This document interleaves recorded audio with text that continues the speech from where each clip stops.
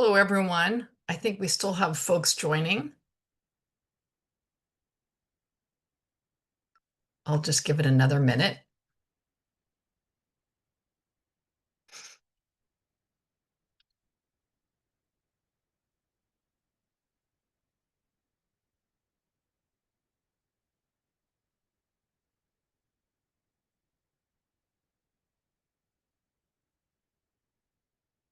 Okay. I'm Jenny LeRae with Research America, and this is the first Alliance discussion we've had highlighting a really important set of initiatives that Research America has been engaged in. And those are our civic science initiatives. What is civic science? Civic science seeks to bridge the gap between science and the public. And why is this important? According to our most recent survey, 85% of people believe that it's scientists' responsibility to share their research with the public, and that's regardless of their political affiliation.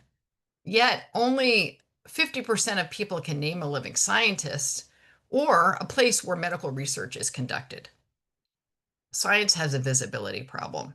And we also know that trust in science, while still among the highest of the professions, has suffered. Research America and many others, including many on the webinar today, have been calling attention to the urgent need for scientists to be more visible to non-scientists in their local communities, with their policymakers, and elsewhere. Approaches vary greatly. There is no one size fits all. Over the past 7 years, Research America has supported over 130 groups of early career scientists through our Civic Engagement Microgrant program, each with their own innovative approaches to better connect science with society. And you're going to learn about two of those approaches today. The current program is supported by HHMI. This year, we also launched the Public Engagement Content Awards, with support from the Lasker Foundation initially, and additional support from the Dana Foundation and Dennis Mangan. Here we empower 12 researchers to create free open course curriculum to improve the dialogue between scientists and non-scientists. You're going to learn about one of those initiatives today. So now I'm going to turn it over to our fearless and dynamic Senior Manager of Science Initiatives and Outreach, Lori Zabala. Lori leads the programs I've mentioned and also plays a critical role in advancing our broader public engagement and civic science efforts. Lori, over to you. Thank you, Jenny. I'm really excited for today's discussion. We have three incredible representatives from our two programs who will share the work they developed supported by Research America's Civic Science Initiative. Ashley Lauterbach is a second-year pharmacy student at Belmont University and part of the Belmont University American Pharmacist Association Academy of Student Pharmacists. Through their Pharmacy Advocacy Initiative, Preparing Voices of Change, this micrograntee group gave pharmacy students the opportunity to engage with policymakers, thereby advancing the role of pharmacists in healthcare advocacy.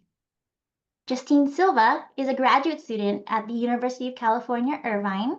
She is creating compassionate conversations, training for ethical and inclusive brain donation, and online training materials to equip medical professionals with both technical knowledge and the skills to engage thoughtfully with donor families. Communicating effectively with donor families from underrepresented communities is essential for building trust to ensure diverse representation in research studies. And last but not least is Dr. Maisha Shelby, who is a newly minted PhD. She's a recent graduate from Harvard University as part of the group Interfaith Dialogues, Building Science Perspectives. She fostered discussions between researchers and participants from Christian faith-based communities and historically marginalized communities to educate them about the importance of scientific research and increase their participation in research and clinical trials. And we are thankful to be joined also by Dr. Fenwel Mwindi. He's a professor of practice in civic science journalism at Northeastern University, founder and director of the Civic Science Media Lab, and a former Research America Senior Civic Science Fellow. He's been instrumental in our work, and I'm so pleased that he'll be joining us today as part of our discussion. All right. So now that you've met our esteemed panelists, I will turn it over to them to introduce themselves and give a high-level overview about their projects. We'll start with Ashley and Dr. Shelby, who are part of our Microgrant program, and then go to Justine, who is part of the Public Engagement Content Awards program.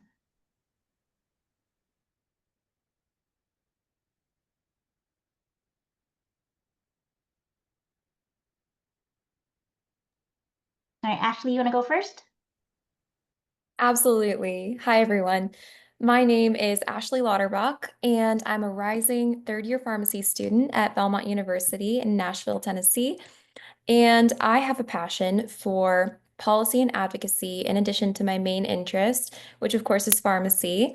And these two interests inspired both myself and my project partner, Kaylee Heflin, to apply for the Research America Microgrant to try and get other student pharmacists to share our passion. Both Kaylee and I are members of the American Pharmacists Association, which is the largest professional organization for pharmacists in America. When our chapter advisors came to us suggesting that we apply for this grant, we were eager to do so with the purpose being to educate student pharmacists on the issues that face our profession, along with how we can be involved in affecting change. When we were notified that we received the grant, we came up with a plan for a series of workshops to accomplish our mission. Our first workshop, which we named Fighting for Pharmacy, hosted speaker Dr. Jeremy Counts, who is a pharmacist who has amassed a large following on social media due to his talent in explaining pharmacy issues and inspiring pharmacists to advocate for change. During this event, Dr. Counts helped us understand how PBMs or pharmacy benefit managers work and their impact in the broader pharmacy context. He explained how they hurt a lot of facets of pharmacy and how it's our job to save our profession from such organizations by advocating for more PBM oversight. Our second workshop was our main event, during which we hosted 5 speakers. Our first speaker, Dr. Alex Varkey, is a former president of the American Pharmacists Association. He educated students on leadership, inspiring every student to be a leader in some way. Secondly, we hosted Miss Megan Frazier, who is a lawyer who serves as a lobbyist on behalf of the Tennessee Pharmacists Association, along with Dr. Anthony Pudlow, who is the CEO of the Tennessee Pharmacists Association. And together they spoke on the legislative process of passing pro-pharmacy legislation, along with the role that a pharmacist or a student pharmacist can serve in educating lawmakers on our profession and why certain legislation will benefit pharmacists along with patients. During our third session, Dr. Angie Peterson spoke on workplace burnout, self-care, and well-being. Considering the stats on burnout in pharmacy, this was a great talk on how to keep ourselves healthy and maintain balance so that we can continue helping patients and continue advocating for our profession. Finally, Dr. Kyle Bryan spoke on the challenges that face independent pharmacy, as well as scope of practice for pharmacists, which is a great topic to close the event on, considering scope of practice is widely debated in healthcare, and considering the good that pharmacists can do when they are legally allowed to perform tests, diagnose common conditions, and prescribe certain medications to patients, especially patients in rural areas with little access to healthcare. Our 2 workshops were a success, and we had 81 total students in attendance. And the feedback that we received from these students was really positive, with them reporting that they learned a great deal from the initiative and they gained an appreciation and a passion for advocacy. I'm so grateful to have gotten to lead this series with my project partner, and I'm so encouraged to see students share my own passion for advocating for our profession. And to wrap up, I just want to express my gratitude to everyone who made this initiative possible. Thank you to the Research America team for giving us this grant, which allowed us to invite such impactful speakers to speak to Belmont University students. Thank you to my project partner, Kaylee Heflin. She unfortunately couldn't make it today, but as a P4 advocating for pharmacy during her whole pharmacy school journey, she taught me so much from all of her experiences. Thank you to my chapter advisors, Dr. Evan Young and Dr. Tracy Poole, who've been alongside myself and Kaylee along the whole way, connecting us with experts and answering our questions about leading such a large scale event like Voices for Change. And thank you to the speakers who did a fantastic job explaining just a myriad of topics and inspiring students in so many ways. And finally, I want to especially thank the students, the pharmacy students who showed up and took time out of their very busy schedules to attend this series and learn about what it means to be a pharmacy advocate.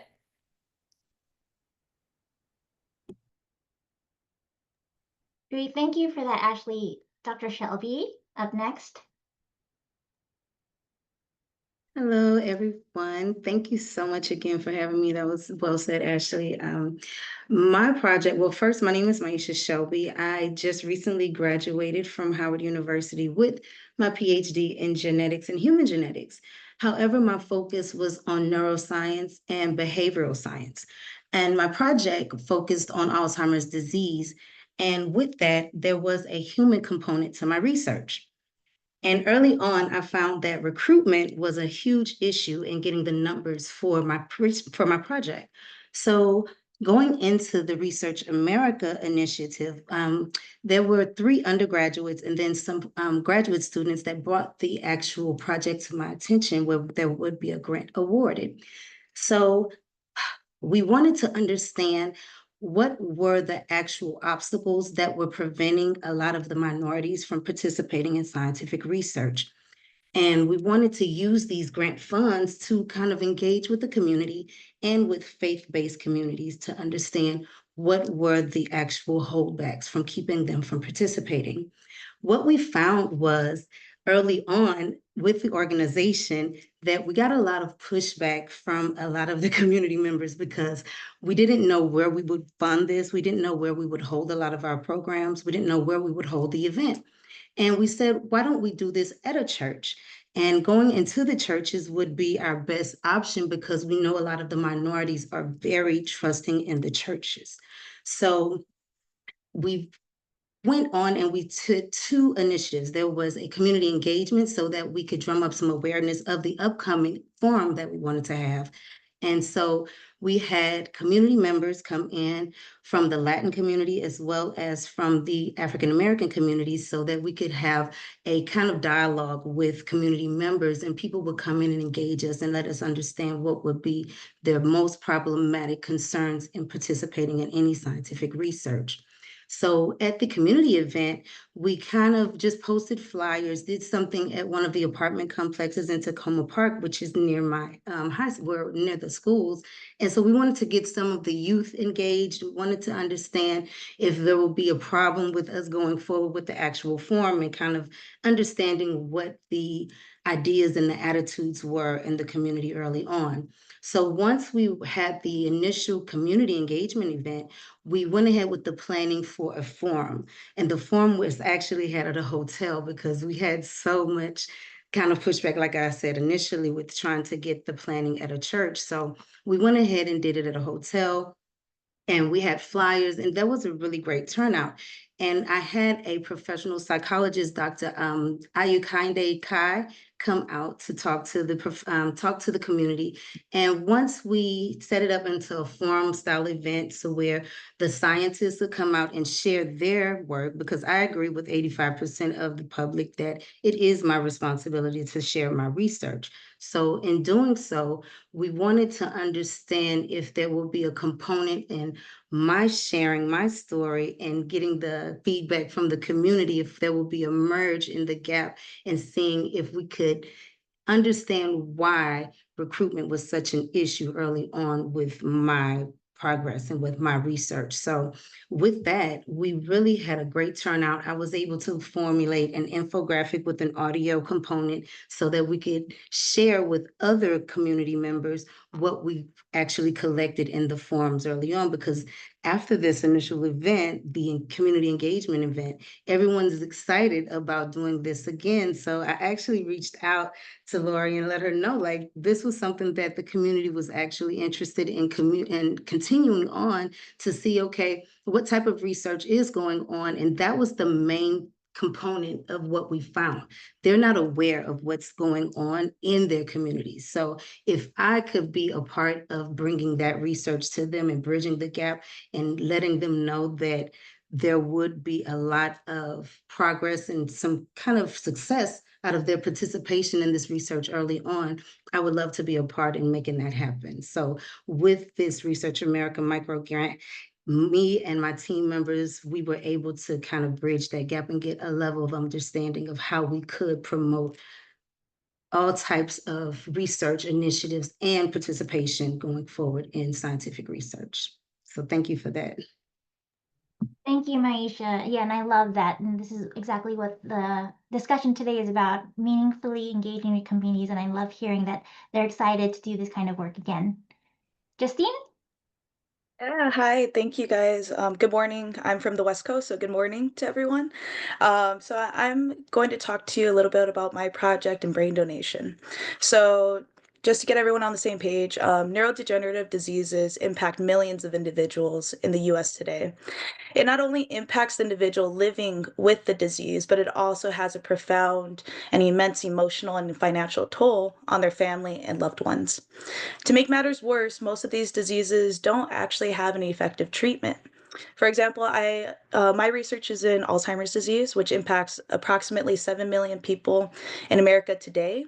And despite having a couple of medications on the market, there is no cure for Alzheimer's disease. In fact, we can't even diagnose Alzheimer's disease until after the individual has passed, and we are able to perform a thorough neuropathological examination of the brain. Therefore, brain donation is an invaluable resource to understand these diseases and develop effective treatments to combat these diseases.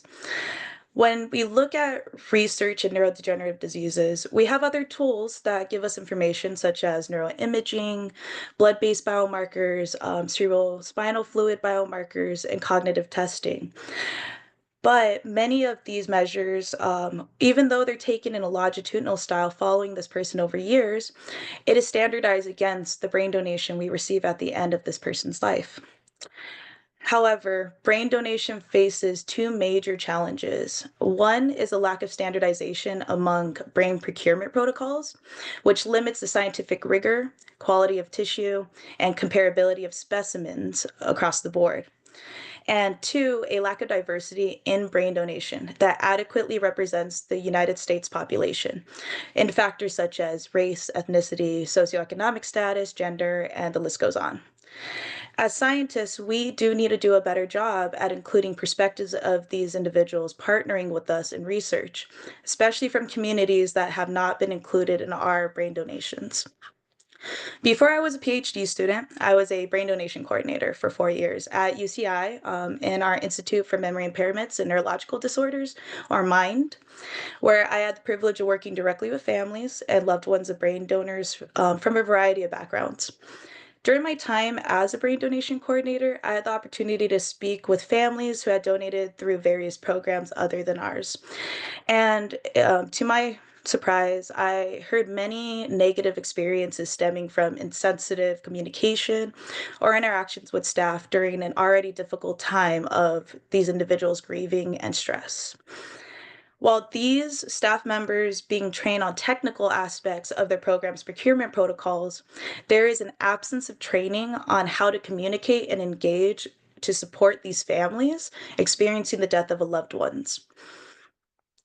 I have witnessed these two gaps as a brain donation coordinator, hearing the stories and seeing how some staff fall short with providing this compassion and support the family needs. And as a researcher working with these specimens, such generous donations, and it prevents me from doing the best job we can as researchers because of the low quality of tissue that's being procured. And we are not honoring these brain donations and these families' generous donations to our optimal ability. So therefore, my project is to create a two-part training module. One is to standardize best practices for tissue collection, which will ensure high-quality research-grade brain specimens that are consistent and comparable across institutions. And my second part is to train staff in compassionate, culturally sensitive communication to improve interactions with families during emotionally vulnerable moments. To do this, we are leveraging our strong infrastructure we have at UCI, which has long been considered a gold standard in brain donation, demonstrated by consistently high quality tissue samples and numerous positive testimonials from donor families. And this will help guide and disseminate our content through this publicly available module supported by Research America. And with that, I just wanted to thank Research America for their support, my mentors, Doctors Megan Wimbrack, Crystal Glover, and Liz Head, and my brain donation team at UCI, Brianna Garansky, Kevin Wood, Lourdes Gonzalez, Sierra Wright, and Jillian Berry, and most importantly, the brain donors and their families and loved ones, for which our research would not be possible without them. Thank you all for joining today. Excited to have the discussion. Thank you, Justine. Well, now that everyone's that's table set and given a high level overview of your projects, I wanted to pose a question to the three of you to get the conversation started. What challenges in the relationship between science and the public motivated you to apply for the microgrant? And how did your project aim to address those issues? I can go ahead and start us out. So although pharmacy students get an understanding of the problems that face our profession through interacting with licensed pharmacists and through intern positions and other experiences, there are limited avenues for students to learn how to address these issues. Burnout is real in pharmacy, as in all areas of healthcare, so sometimes the unresolved challenges in our profession stagnate into just accepted norms. But there are many opportunities in reality for students and licensed pharmacists to combat these challenges. And I, along with my project partner and our advisors from Belmont University's American Pharmacists Association chapter, recognized a need to educate students on how they can improve our profession and fight for pharmacy. Therefore, we applied for the Research America Microgrant to host a series of workshops where we had experts in pharmacy advocacy teach students how to enact change.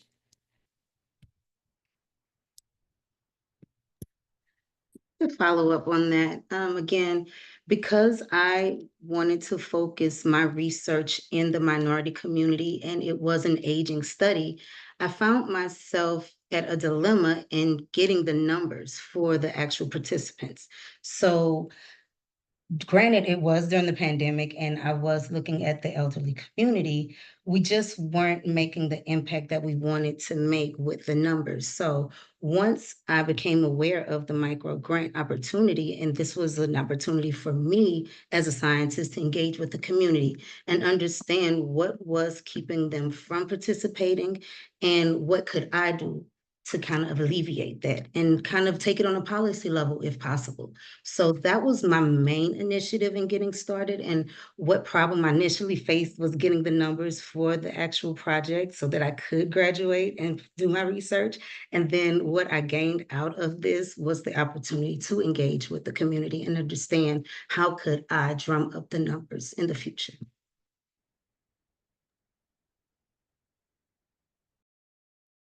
Yeah, for me, I was in my transitional period between being a brain donation coordinator into a PhD student. So I was seeing firsthand how families impacted by these diseases often felt disconnected from research. The research that they're contributing to, especially in these sensitive areas like brain donation. And I also heard the stories of how poor communication and lack of cultural awareness from scientific staff created that mistrust and discouraged participation, especially in underrepresented communities. So I was already thinking about this project as being the next step forward for us as scientists to improve. And it just so happened where Research America was offering this award program that aligned perfectly for what we are trying to do, and that's bridge the gap between science and the public.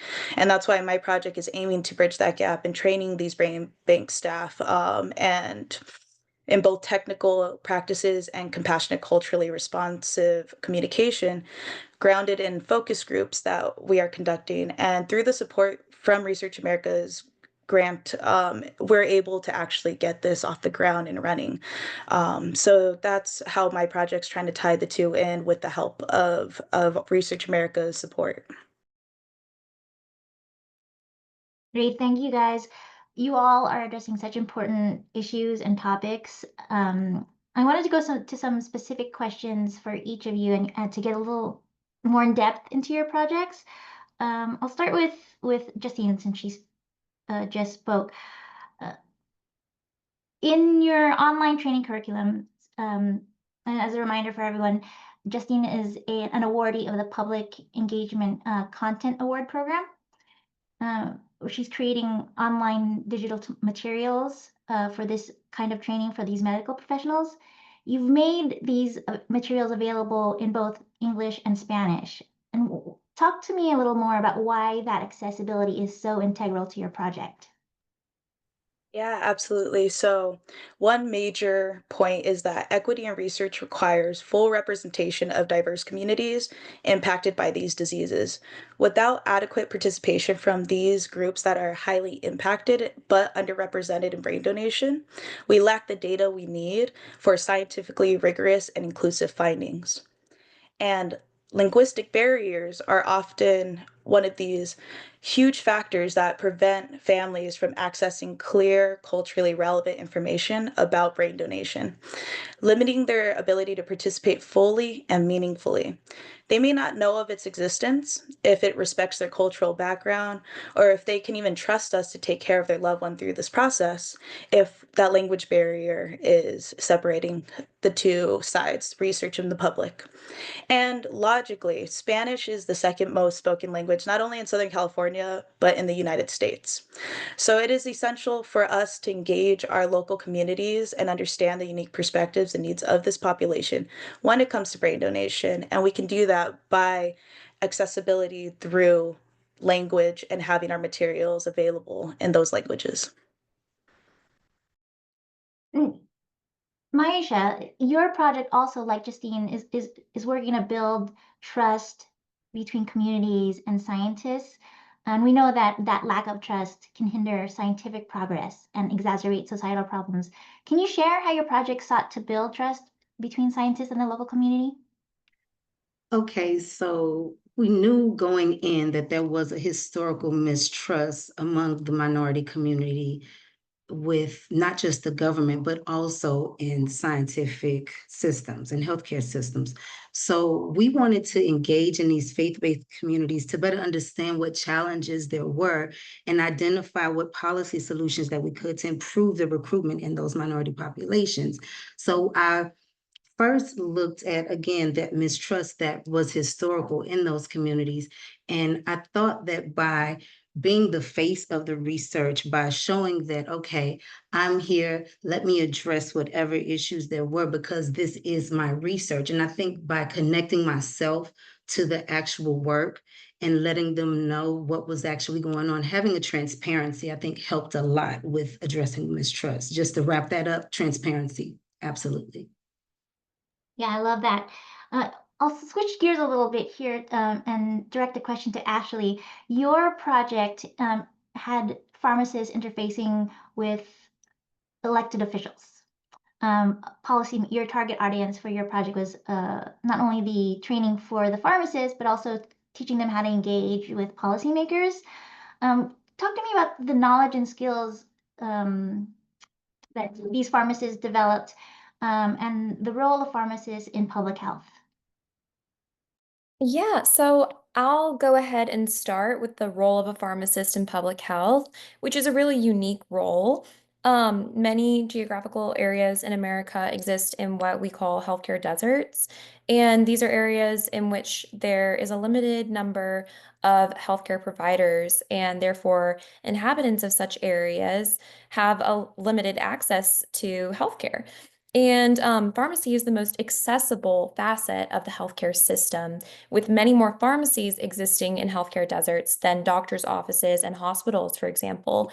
And so this puts pharmacists in a vital role to educate patients on their medications, including purposes, side effects, correct ways to take their medications, along with non-pharmacological ways to improve their conditions. And this also puts pharmacists in a unique position to diagnose and prescribe medications for certain conditions in certain areas.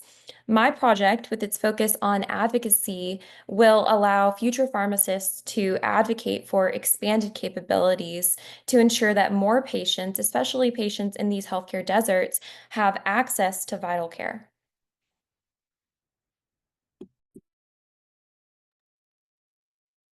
So I have a quick question for Dr. Shelby.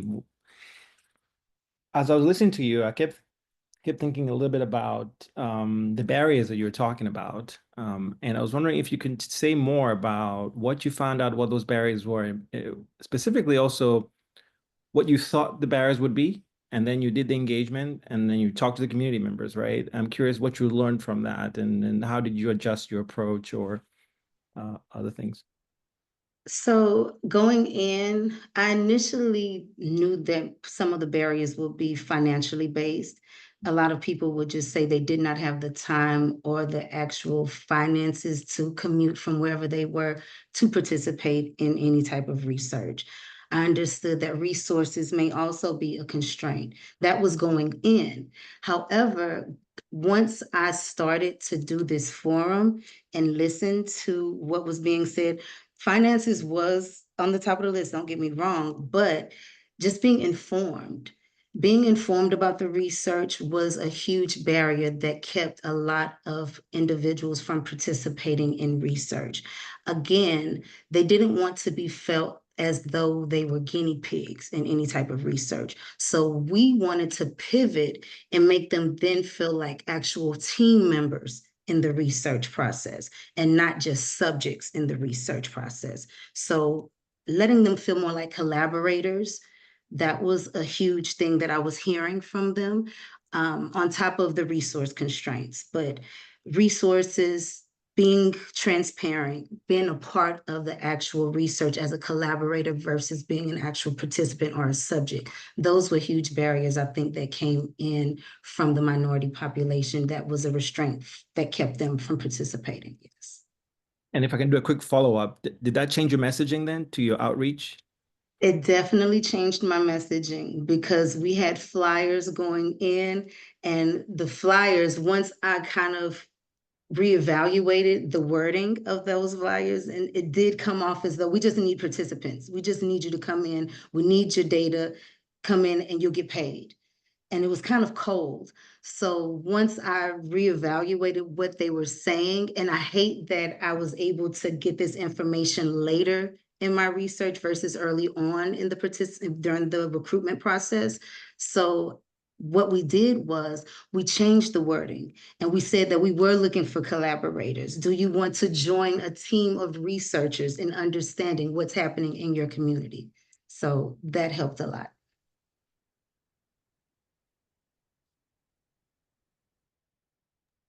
I think at this point, so we can have an ample time to answer audience questions, let's go to that. Jacqueline? Thanks, Lori. And thanks to all our panelists. It's been wonderful to hear about the work you're doing. So I'm going to start with the first audience question, opening it up to anyone to answer first. So what is your advice for researchers and others if they want to gain trust of the public, given the past history of distrust engendered by studies like Tuskegee?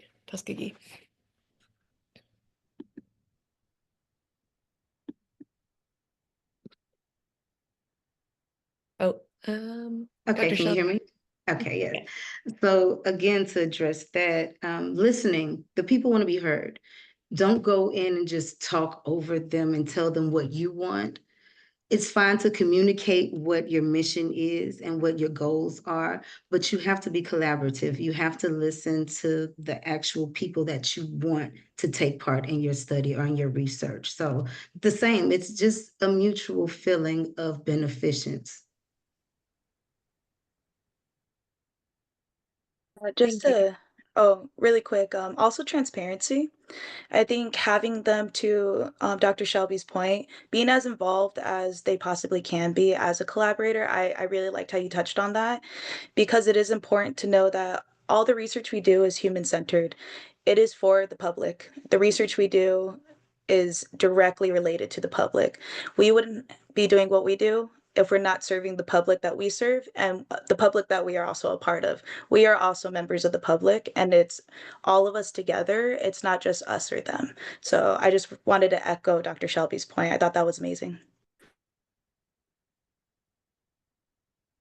Great, thank you. Definitely agree. So for our next audience question, um, did you have any prior training or other experience that you think helped you excel at engaging with your target communities?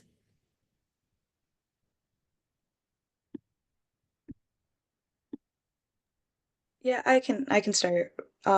So like I was saying, I was a brain donation coordinator 4 years prior to starting my graduate school. So not having formal training and like tabling and outreach, but it is a priority of my institution is to make sure that we are serving the public as much as possible and making them aware. So for my experience in engaging with the public, it was at events of going out to the community, hosting different tabling events, outreach events with my fantastic team, and again, hearing what they had to say, what they wanted to be informed on, what mattered to them about brain donation. But it was us going to them, and it was us, like Dr. Shelby and I were saying, just listening and trying to be an active listener and the best person you are, so you can make a difference by hearing what matters to them. Before my initiative, I had experience communicating with lawmakers at the Tennessee Pharmacists Association Day on the Hill. Every year they have a Day on the Hill where pharmacists and pharmacy students are invited to go to the Capitol building and actually communicate with legislators and explain some of the issues that pharmacy faces, explain why our legislators should be supporting pro-pharmacy legislation. And so that experience really set me up to understand what are these issues and what are the gaps in understanding between the issues themselves and pharmacy students, and what would it take for them to see the need to actually promote change. I kind of relied heavily on my upbringing in church. So that's why I focused on faith-based communities, because I understood the influence the church had on my target population. So full disclosure, my godfather is a pastor. So I had that connection with a lot of the churches in Texas. But coming here, I did not have those connections, but I understood what needed to be done, and going in and communicating with the pastors and communicating with the parishioners. I wanted to just reiterate what we wanted to do as a positive. I wanted to let them know that this was something that we could use as a beneficial factor in the future going forward for the historically marginalized communities, whether it was the African American communities or the Latino community that was also a part of the form that we did. Great, thank you all. This next question, I'm also very curious about the answer to this. So this person's curious, how do you all balance your professional scientific work with your advocacy, especially given that the projects that you all are working on are all important and time consuming and could be a full-time job?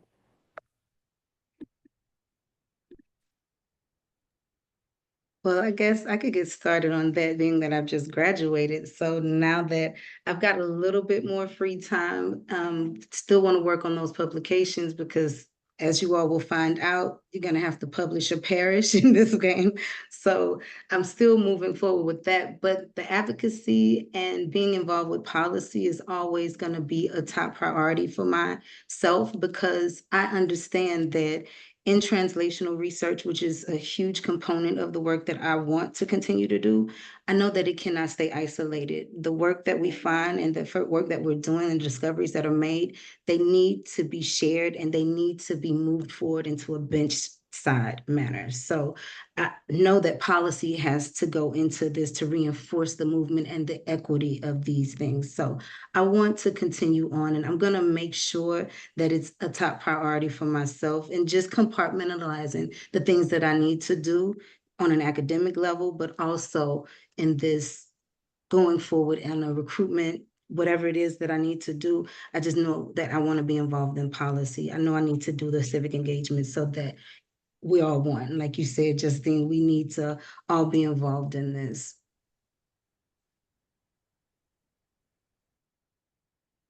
Yeah, echoing absolutely everything Dr. Shelby was saying, but also it's a team effort. It's not just me behind the scenes. I have a wonderful team out in out here at UCI. I have amazing mentors. I have an amazing content creating team. I have an amazing administrative team, translational team. It's not just me behind it. I do pull as much workload as I can, but supporting each other, and that's kind of the theme for everyone in the research field and doing civic engagement. It takes a village, it's a team effort. It's not just one person making the difference, it's a group of people making the difference. I'm just representing them today. So always lean on your team and your support group and let them help carry you on times where you're tired, and you pull your weight when somebody else needs a rest. Yeah, Great. I couldn't agree with you more, Justine. Exactly what you said about relying on your team, looking to them for help, balancing, your skills and their skills, like who's going to do this one task best, just relying on everyone's skills. And then also, I stay balanced by looking at advocacy as something that is exciting that I get to do in my free time. And that makes it feel a lot less like work and something that I get to do. Great. I think we only have time for one last question. And Ashley, I think this one is best posed for you. How do you see um, public engagement skills fitting into core curricula for scientists? For example, should all scientists have these skills? And if so, how extensive should that training be? Or do you imagine that scientists should be trained to collaborate with experts in public engagement? I definitely think that scientists should be trained to engage with experts in civic engagement. I think it should be something involved in the landscape of all areas of science. All healthcare workers and their training should be trained with, how do you advocate for your profession? You want your profession to stick around. You want to be able to practice to the best of your capabilities. You are a patient's advocate, and you can only be that if you're also an advocate for your profession. So I think it's vitally important. I think it should definitely be in the curriculum. And yeah, does that answer your question? Does that answer the question? Um, It looks like Maisha may want to get in, and then I'll Yeah. close out. How's that? We have so much we could talk about. Uh, Yeah, I love that answer, because advocacy is a huge component of getting the work done. Because if we're not going out there and we're boots to the ground, spreading the word, telling everyone what the research is as scientists, how else is it going to be known about? So implementing that in some type of curricula so that we are strengthening and spreading that knowledge, I think it can do no harm, as long as we're adhering to what it is that we want to say to the public, so that it is something that we can move forward in our craft. I think we really should think about including all of these things in our curricula and in our practices going forward. So I like that, Ashley. well, I unfortunately have to end this wonderful conversation. I want to thank our panelists, Maisha, Ashley, and Justine. If you're willing, perhaps you could put your emails in if folks want to follow up with you. Fanwell has put some really great resources in the chat. And I think we also have our civic science web presence. Also, there's a link. First of all, I want to thank our foundation partners, Lasker, Dana, and HHMI. There's so much going on in this space, and we can continue to do this. There's a lot of chaos right now in medical research funding, and we're also very focused on sorting that out, working with you all to sort that out. But we can still continue to do the community outreach that our panelists are doing so beautifully, and find ways of supporting that work. I want to also just give a shout out to our civic science intern, Wyatt Elsner, who has done a fabulous job over the past 6 months and will be leaving us to go to law school. Thank you, Wyatt. And Fanwell, always so good to see you. You're such a leader in this field. Thank you all, and we look forward to seeing you again. Thanks.